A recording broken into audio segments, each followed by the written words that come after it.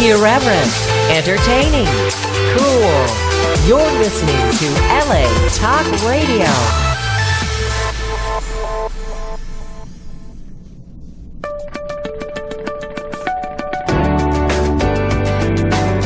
You're listening to The Innervoice with Dr. Foojan Zeine, only on LA Talk Radio. Hello, everyone. Welcome to the Innervoice Show. I'm Dr. Foojan Zeine, and it's great to be with all of you today. This show is about you making a difference in your life. I speak with the experts in their field where they have created, invented, or have researched or have experienced a particular topic which is really close to their heart. And they bring you the wealth of their knowledge and experience so that it could make a difference in your life. So listen with your heart and listen with big ears to create a mind that is inquiring, that it opens and it fulfills your heart. I also want to tell you about my latest book, Life Reset, the Awareness Integration Path to Create the Life You Want. Have you ever wished you could just wake up one day, reach across your nightstand, and hit the Life Reset button? Let's face it, the struggles and frustrations of everyday life leave millions of women and men around the globe yearning for a new way. Awareness Integration Model is a new model in the field of psychology that synthesizes concepts from cognitive, behavioral, emotional, and body-mind theories, offering an opportunity to choose and reset your life. This model enhances self-awareness, increases self-esteem, releases psychological blocks, and heals emotional wounds and reduces anxiety and depression. It promotes a clear, realistic, and positive proactive attitude for learning and implementing new skills for an effective, productive, functional, and fulfilling life. So go to my website, Foojan.com, F as in Frank, OOJAN.com, and order a book, maybe as a gift in this holiday to someone that you love, and even yourself, a gift to yourself. Life Reset, the Awareness Integration Path to Create the Life that you want. And if you would like to talk to me, get consulting from me from anywhere in the world, and or my offices in Woodland Hills, Beverly Hills, and or Irvine, or do consultation online, again, go to my website, Foojan.com, and I'd love to hear from you and be able to share and see if I can support you in any way, and again, make a difference in your life. I'll be right back with a study that just came out from British Medical Journal.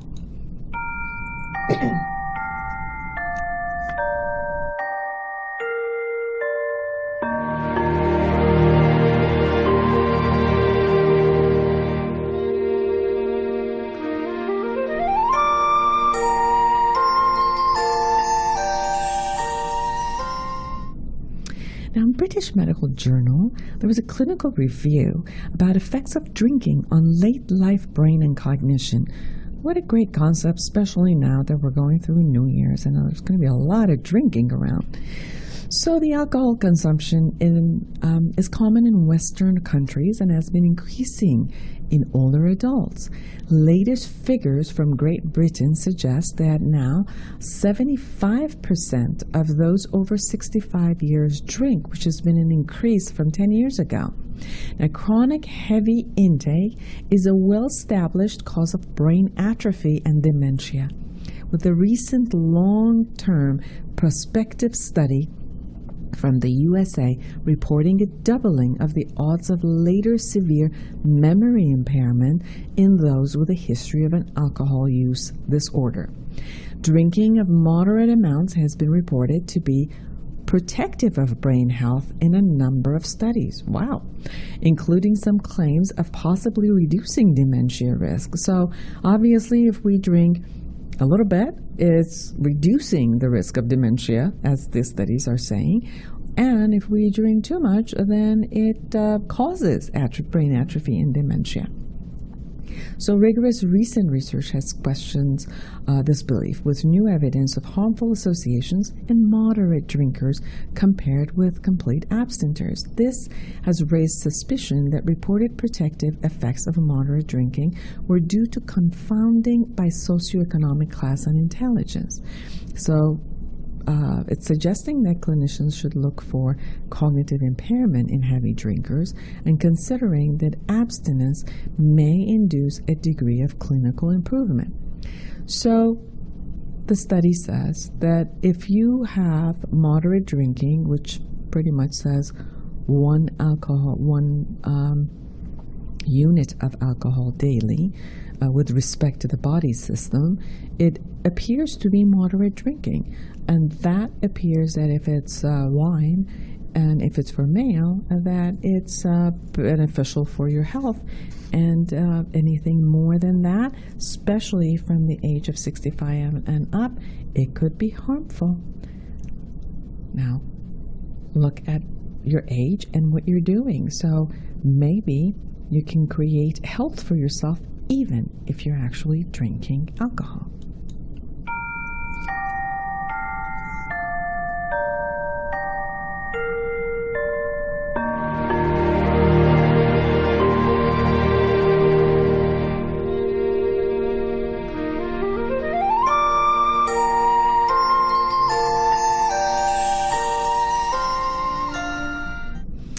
Now today I'm excited to have Leila Saburian with us. She's a writer, entrepreneur, storyteller who has wide-ranging experience and success in the multicultural arts and literature.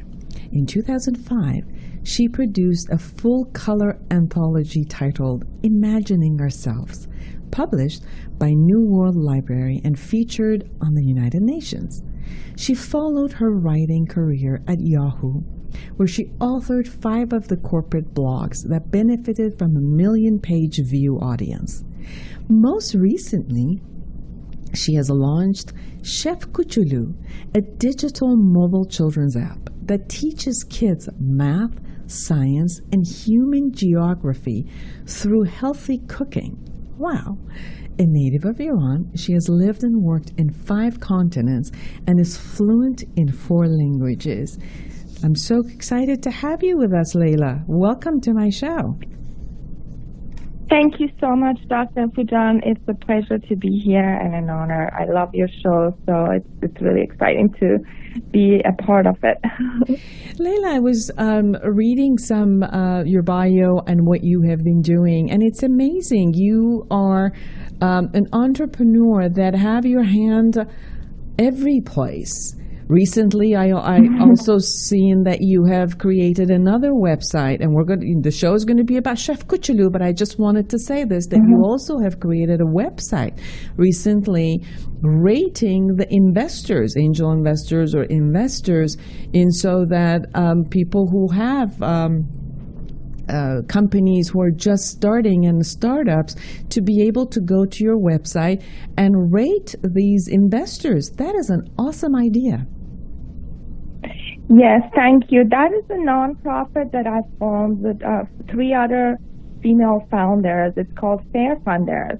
And it was just our way of giving back to the community of female entrepreneurs, because we noticed it is a lot more challenging for female founders to succeed, and the main reason of that was the lack of funding available to female founders. In fact, in the past 20 years, only 2% of venture capital funding has gone to female founders.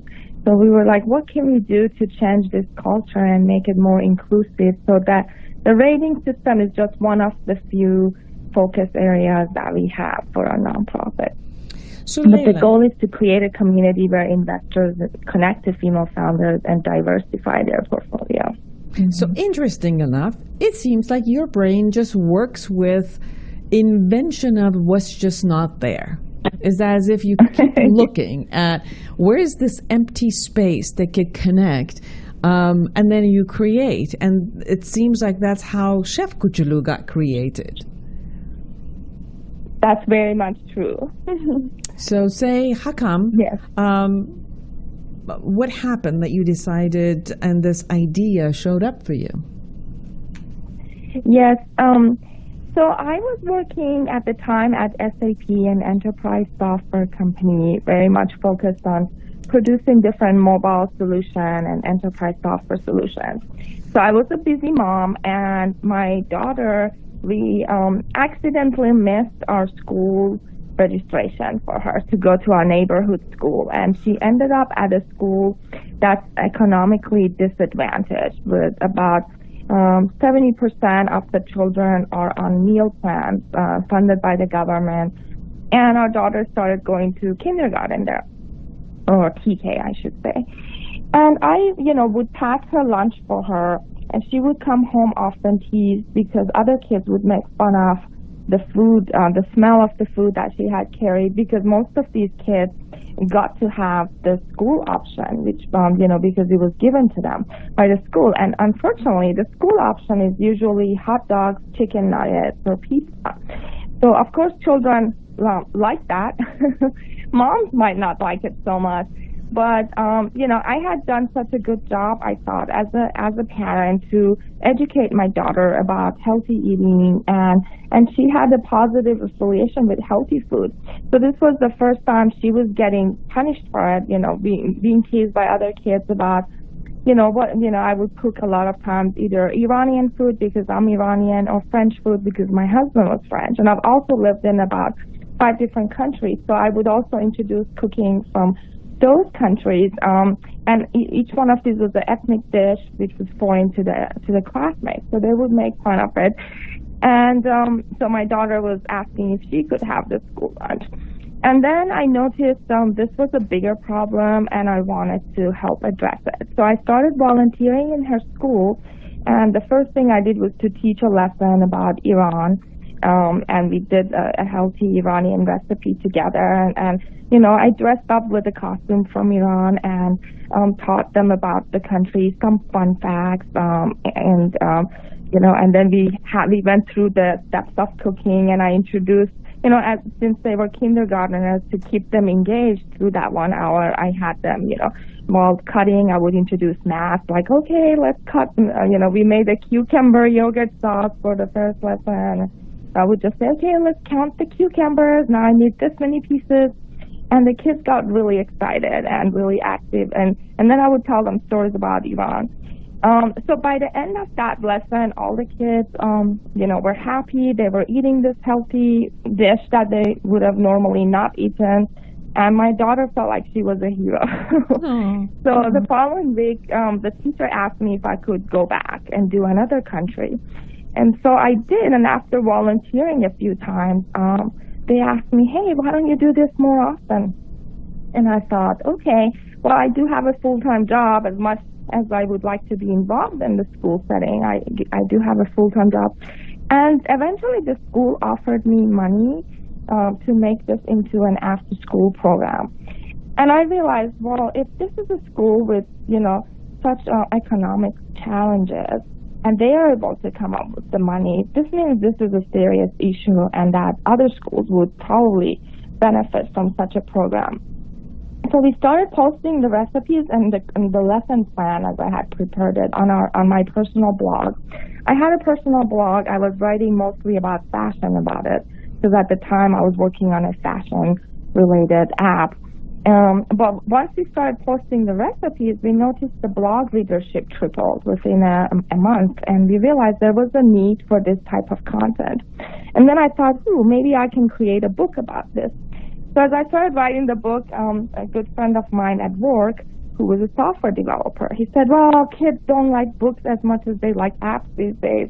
How about we make this into an app? And that's kind of how the idea of the app originated. And the after-school program grew because the parents who had one child in my daughter's class, some of them happened to have a child in another school. So they would ask me, hey, can you come do this for my other child's school too? And the program has spread ever since.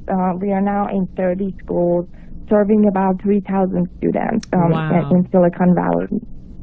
Wow, that is amazing. And you're also now getting ready to create a new game for middle schoolers while coming up with an award system to encourage them mindful eating. So not only that you are giving them different types of food and helping with math and science, but now you're changing the game. You're also upping the game, in a sense, in their mindfulness and how their body system works. Yes, that's true. So as I mentioned, my original expertise was, about teaching kids about different countries. That was sort of where my passion was. I wanted to share some of the exciting stories I had learned, because I lived in Russia and Mexico, and I had these kind of mom figures in each of the countries where they had taught me about their cuisine. And each story had, each recipe had a very interesting history to it. And, I was excited about sharing that. But as the program rolled out, different people from the community came up to me. And that really goes to the idea of it takes a village to raise a child, So Yes. I had one school principal who came to me and said, this is a great way to teach science, enhance your science. Another teacher came and said, this is a great way to teach math, please enhance that portion. And then one of the teachers came up to me and he said, this is an amazing way of teaching social emotional intelligence.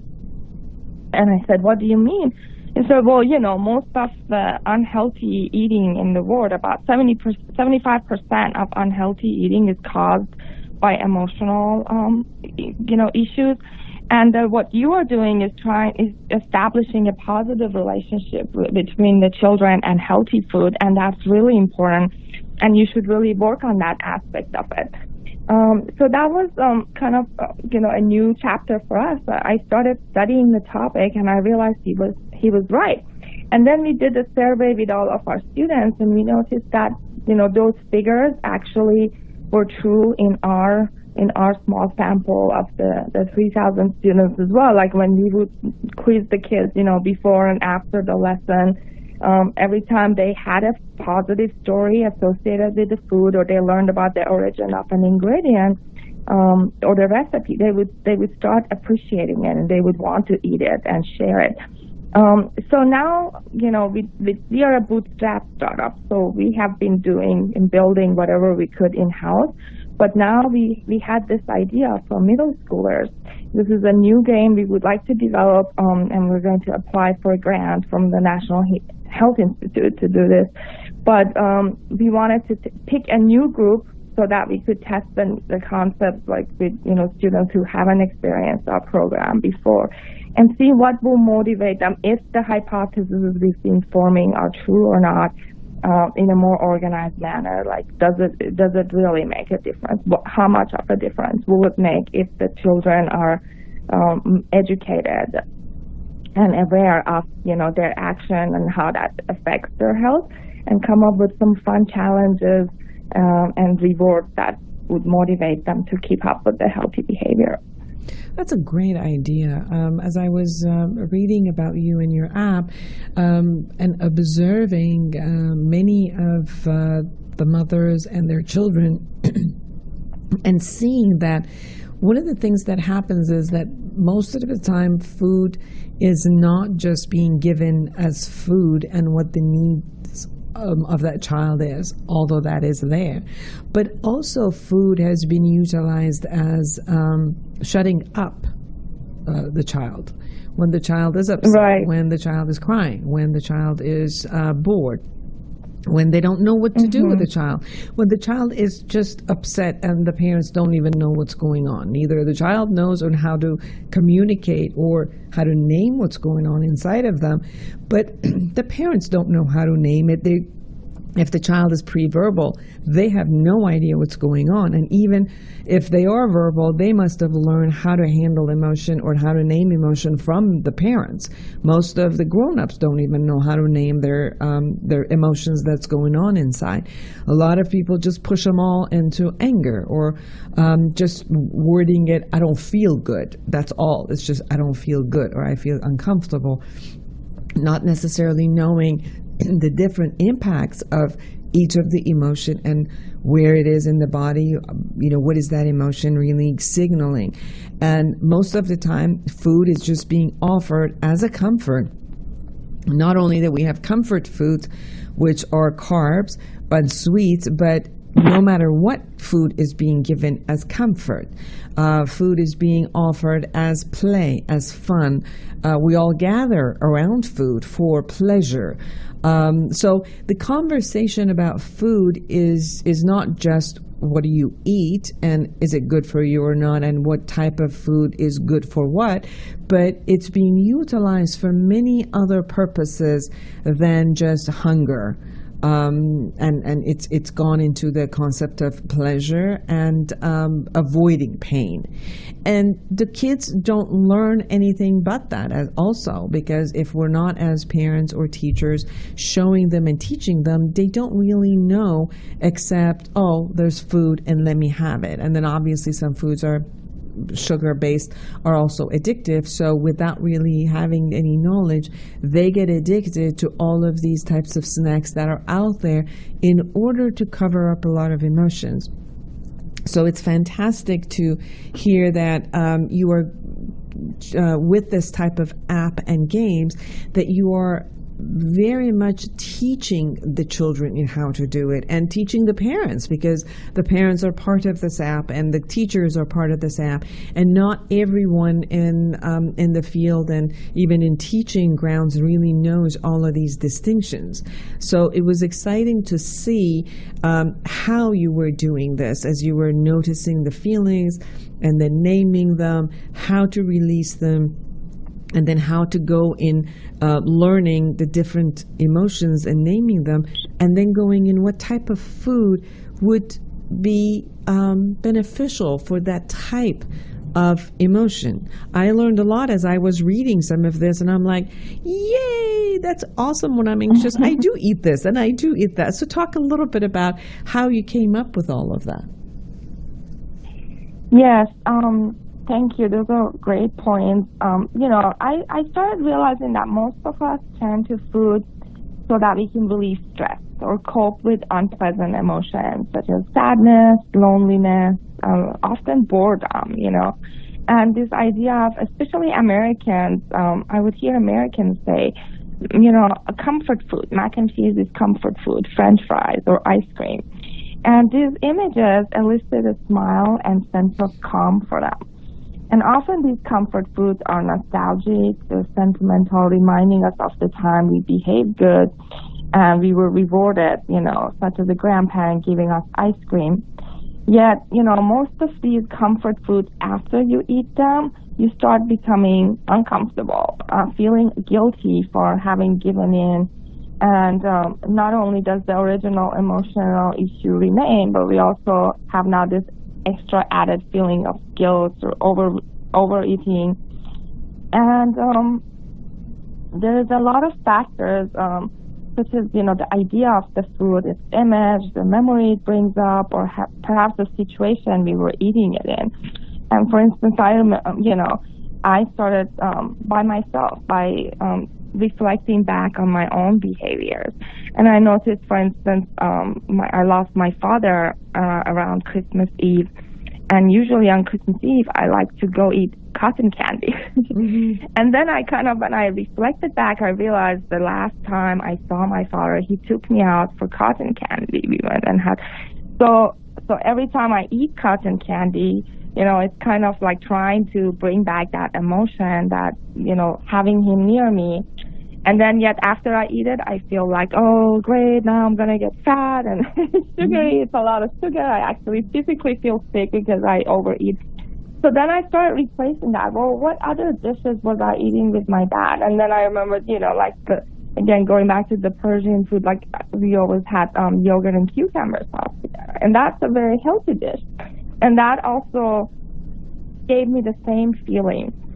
So I started implementing that for myself, and I started introducing more of that into our curriculum with the kids, because, when we would teach them, like, oh, today we're going to discover Mexico, and let's say this food originated from Mexico, and this is what Mexicans eat on this special occasion, on this holiday. And a lot of the children, who were in the class, if they had Mexican heritage, their faces would light up, and they would be like, oh, yes, I remember. I used to do the same thing with my grandma. And then they would kind of tell their classmates about it. And then the next thing I would know is the parents would email me and tell me, oh, my son never touches, this special vegetable called jicama. He never touched jicama before. We had, what did you do? Because now he's asking for it that I go buy it.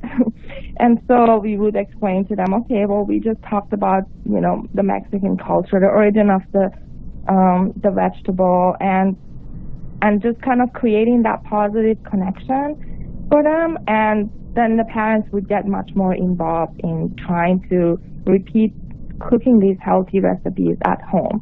So a lot of this is related to the parents' behavior and how much of an effort they make at home.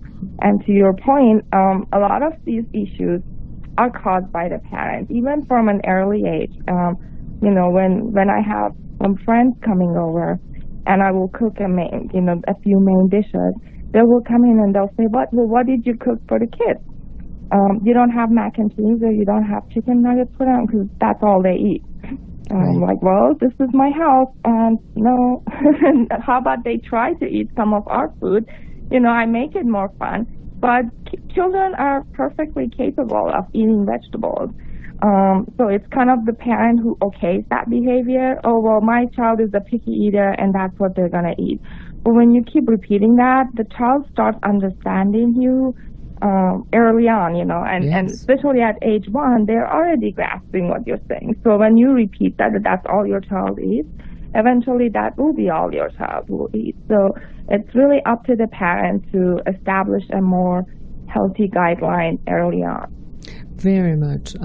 I've watched many of the parents fall into the same trap where they don't want to bother the child, because obviously the child rearing culture is changing, of the child being the boss of everything.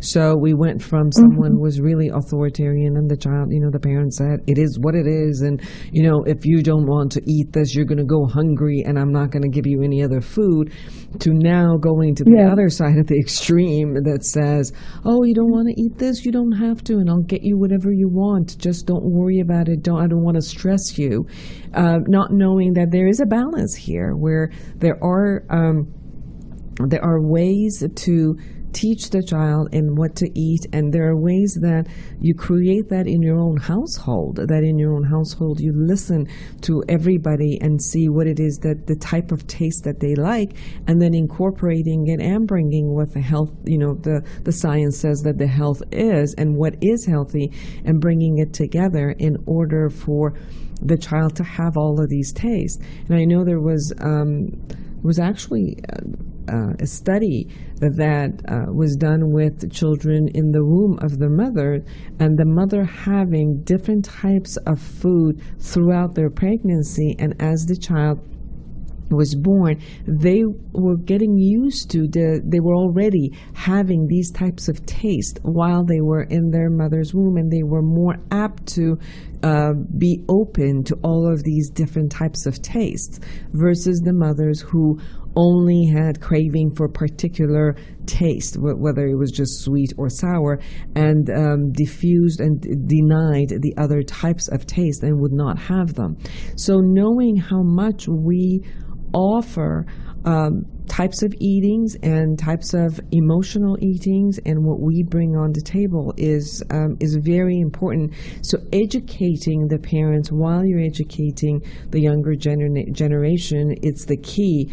But the other side of it is also not just relying on the parents to do this, but go directly through the apps and the games to the younger generation, where they can learn this and be mindful of that, regardless of whether their parents have the capacity or have the learning to bring it to them or not. So I think this is the key that is allowing us with this new technology to create more of learning with all of it, not only the parents, but the teachers and the children all at the same time?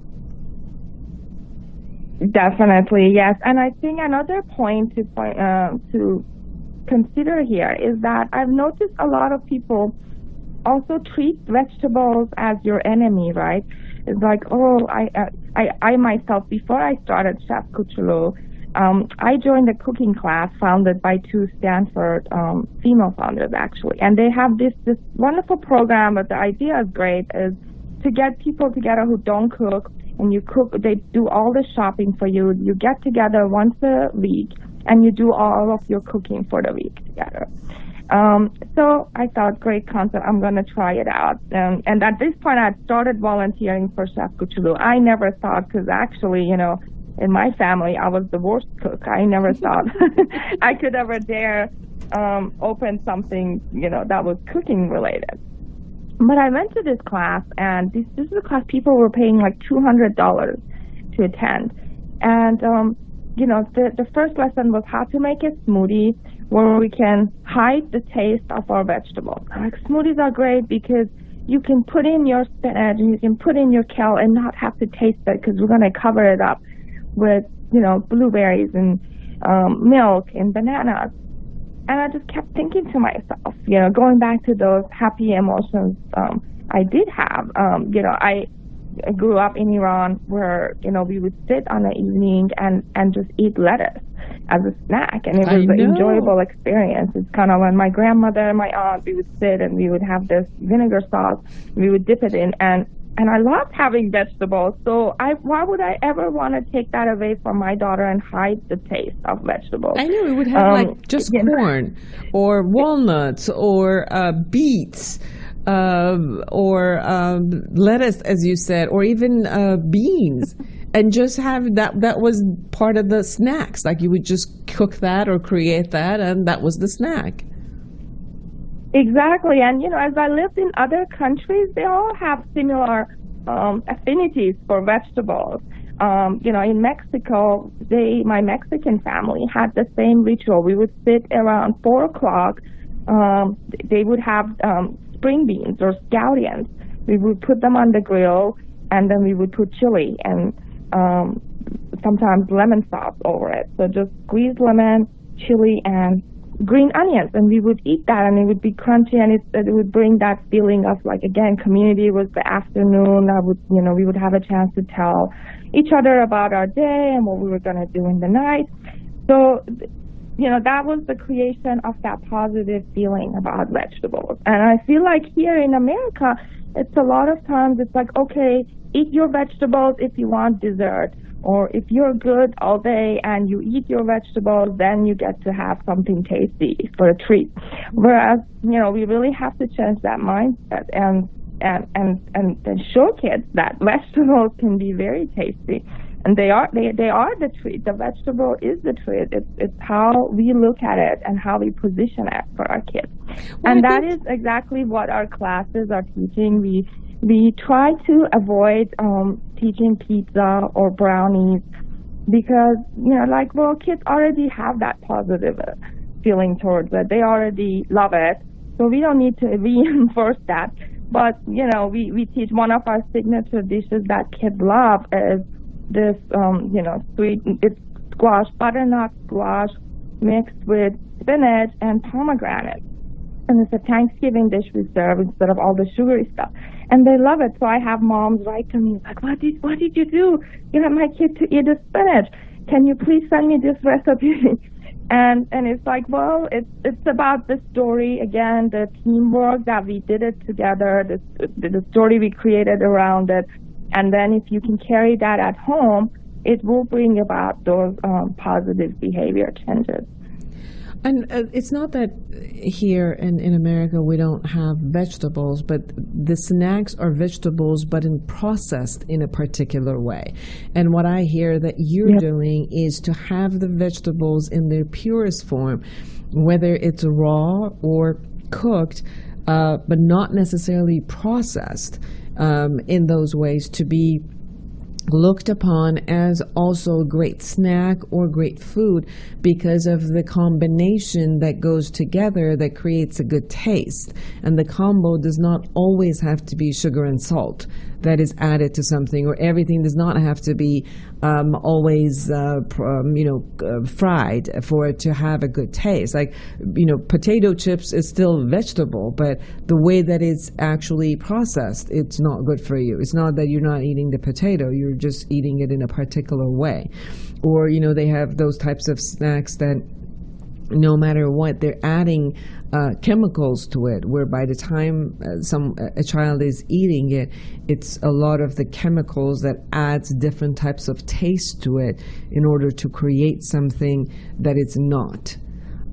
So you're presenting fresh food in combination with recipes that the freshness is there, the nutrition is there, and the taste buds are opening themselves to new creations versus just the triad of salt, sugar, and fat. And as long as you bring this triad to anything, you can make it taste good, but you're adding different tastes so that every child has this experience, this vast experience of creativity, which is nutritional, and they get to cook it themselves. They can play with it with their family and get involved in this process of food, their body, and how the two can be mindfully toward creation of health, to notice what's going on in their body, not only their emotion, but also if one type of food does not match their body, if they are not masking it and they're actually becoming mindful about it, that if I eat this, it just doesn't sit well with me, but if I combine it with something else, that it not only tastes good, but I feel fulfilled. I feel that I got the nutrition, and I know that all of that is there, plus the combo of obviously learning math and science and adding all of these other pieces to it. So together, this gaming app is really bringing very solid learning for a child that is not only learning how to be in school, but a lifestyle pretty much is being ingrained in them for their future. Exactly, yes. The experience begins for the current app. What we have is, the child chooses a country on our 3D globe. Now, if it's an after-school program, we have the free app available for parents to use at home. But if you're in an enrichment school setting, we have a teacher, and she will have already chosen the recipe because otherwise she couldn't bring the ingredients with her. But we start the experience by saying, okay, today we're going to discover, a country, like it's going to be China. So the children have to find China on the globe. And that's usually part of the fun, 5 minutes of the fun. So where is China? It's part of Asia. What is the capital? What languages do they speak? So we spend about 5 minutes making that emotional connection to the country. But we also share fun facts about the country, something that kids care about. And then we talk about, okay, these are the healthy recipes from China, and we're going to pick, let's say, chicken dumplings today. So then they have a section that's called Ingredient Spotlight. And in that ingredient spotlight is where we really work on making that emotional connection. And, so we pick out onion, let's say. So did you know that onion was first discovered in China 5,000 years ago? And then some fun facts about the onions, include that in Egypt, onion was a sign of eternal living. And so the pharaohs would bury themselves with onions, and that usually makes the kids laugh. Like, that's going to smell. That would have probably made their grave smell. They laugh. And then we talk about, why do you think that is? Why do you think the onion is considered this? Well, because onion has so many nutritional benefits, and we talk about the science of it, how it helps you from getting sick, and why so why would people have drawn that conclusion? And you would not believe it, Dr. Foojan. Sometimes parents ask if they can participate, so they sit down in the class, and I never forget this day. I was teaching this class myself, and one of our top schools, it's a charter school where most of the parents are scientists, or engineers, pretty highly educated crowd. So Dad asked if he could volunteer. So I said, come on in. So he's sitting with his son, and our ingredient spotlight is the onion. So I hold the onion, I show it to everybody, and then I asked him if he asked what he could do to help. So I said, okay, at your table, you're the adult in charge, because for each adult, when we are teaching kids, we don't let them each have a sharp knife in their hand. So we either give them plastic knives, or we have an adult with a sharp knife supervising the child that's actually doing the cutting. So I handed him the onion and I said, why don't you be in charge of the onion cutting in your table? And he just sat there like I had given him this really huge challenge. He looked at the onion, the red onion, he turned it around, he looked it up and down, and he just looked really nervous. And I said, is something wrong? And he looks at me and he says, is this what onion rings are made out of? And it was clear he had never seen a raw onion before. Yeah. And I was like, oh my God, and I think he had a job as a NASA engineer, something of that sort. So the problem is pretty significant. If in this area of the country where people are so educated, they have never touched or chopped a raw onion, that can explain why the child is behaving the way he is, when it comes to eating. Yeah, we're disconnected to raw material. We're completely disconnected to raw food. And it's almost like we have to get sick, get afraid of getting sick to go back and go into the produce section of the a market and actually find some of the food and find cooking in another way. But now it's the culture is completely is through processed food, and we find regular food out of fear of not being healthy versus just learning how to be healthy and having a different type of a kind of a reaction and a culture with food. So the other part that was very interesting to me as I was reading some of the material that you had sent to me, and I had no idea, so this is beautiful. I really learned a lot, which is you said that in the new app actually that you're going to start with the emotional attachment of the food and how people are with their emotional attachment to food. You looked at different types of emotions, and then there's also offering of what type of recipes can be there in order to manage that type of emotion, such as if somebody is depressed, the recipes that can have saffron, chia seeds, sweet potatoes, avocado, broccoli, quinoa, hemp, oat, and walnuts. Or someone who's anxious to have almonds, oranges, asparagus, turkey, spinach. I mean, these are amazing to have as a knowledge base of what it is that you can have in your daily routine of eating and diet to kind of bypass creation or release of some of these emotions. Talk a little bit more about that. Yes, definitely.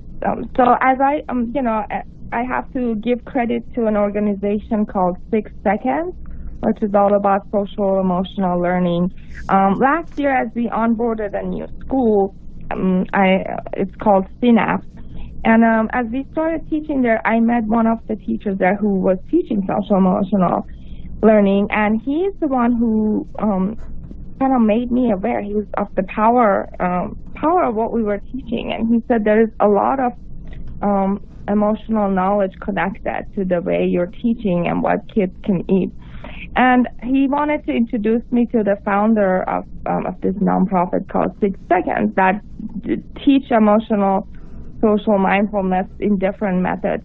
And as we met with the founder, she kind of gave me the idea. She said, I wish there was a cookbook and that I could have that could, like if I'm feeling sad, it could just tell me what to cook to start feeling better. And I was like, oh, Well, we could work on that through an app. It doesn't have to be a book. So I kind of originally got the idea there, and we started working on the idea of the app because, like, we kind of realized what the problem is, why we do emotional eating, but we don't know what the solution is, or there hasn't been like a clear solution out there. Yes. So I'm hoping that this will be a new way to deal with those emotions, and if we can facilitate that, so we can, next time I am feeling sad, instead of reaching for the brownie, what else could I eat that could actually make me feel better, and the feeling that better feeling is lasting longer. Yes. Because usually when I do eat the brownie afterwards, I feel sad again, for now double sadness, because you gave in and you ate the brownie and you didn't have self-control. And then as I started, one part of it is psychological, but another part is you're going to get a sugar crash.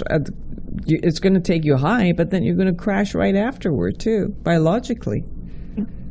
Exactly. And when we started like studying the different ingredients, and we tried to make sure that we have recipes that incorporate those ingredients in a simple, healthy way. And all of our recipes are about 45 minutes long, because again, the whole idea is to cook with the child. So we're not having these sophisticated recipes, but we just posted on our blog about some of the recipes we recommend for each of the feelings. Mm-hmm. So for instance, if you're feeling sad, like a bunch of recipes, anything that has saffron, will help you with that antidepressant. It has a natural antidepressant feeling, basically. But then we kind of pointed out two special recipes for you. So you can be like, okay, I'm feeling sad. I can go to Azerbaijan today and discover plov, which has a lot of almonds, which also helps with that. Or I can go to El Salvador and have a bunch of salads that have chia seeds on it, and it has the same effect. You're also teaching geography. Yes. So you're also teaching geography. That's awesome. Leila, before we end, I really want people to, our listeners, to really know how to find the app, how to find you, how to find the blog, because I just think this is so well created and amazing. For, again, this is not just for your kids. This is for you. This is for the teachers. This is for the whole community to come together and enjoy this and create a community of healthy eaters who are mindful eaters, and really connect with each part of the food, and connect with not only their body, their emotion, where the food is coming from, what is all the greatness about that type of food, or the vegetable, or everything that there is. So it brings it all together. So they can go to chefkuchulu.com. Now I have to spell this for you. CHEF, chef. Kuchulu is KOOCHOOLOO.com. So chef, CHEF, KOOCHOOLOO, Kuchulu.com. And where can they find your blogs? Yes, it's on the website as well, if you just click on blog. So we just posted this blog post where we have recommended recipes for each of the 5 feelings that usually drive people to unhealthy eating. So we have kind of mapped it out for you, which recipes to select. And with the new app, we'll hope to measure and actually research whether selecting those recipes and cooking them will, make a difference. We believe that they do, and we have been testing it informally with our students. But now we want to do a formal study and really keep track and make notes of the behavior change. So if anyone is listening and they have an interest in participating in the study, or taking a different angle to it, we welcome that feedback and participation. So you have your Facebook again, Chef Kuchulu. You can go to youtube.com at Chef Kuchulu. Help us make the world a more delicious place, one recipe at a time. And Leila, can people also just go to their Apple app store and find Chef Kuchulu, or do they have to go through your website? No, they can just go to the Google Play or iTunes, and it's a free app currently, so they can download it for free. We did just launch a paid version for schools where it's much more aligned with school curriculum. But the version they find on the App Store is completely free, and it has most of the gamification features, so they can have fun with the family at home. If they do want us to bring this formally to their school, we do have the paid version for schools. They can also contact us at Leila or team@chefkuchulu.com. And we will be launching the middle school version most likely next year. Oh, I'm excited. I'm just going to go check it out myself and send it to all of the people I know that have children. And maybe it'll actually entice me to cook. Go figure. Thank you. Thank you so much for being on my show. It was a pleasure to have you. And hopefully that we'll be together when the new app shows up, and we could talk about it again. Wonderful. Thank you so much for having us, and happy holidays to you. Definitely. Happy holidays to everyone who's listening. Create a wonderful and a happy and a joyous and a giving filled with gratitude this year for every moment of your life. Until next week, create a wonderful world for yourself and everyone around you. Bye-bye.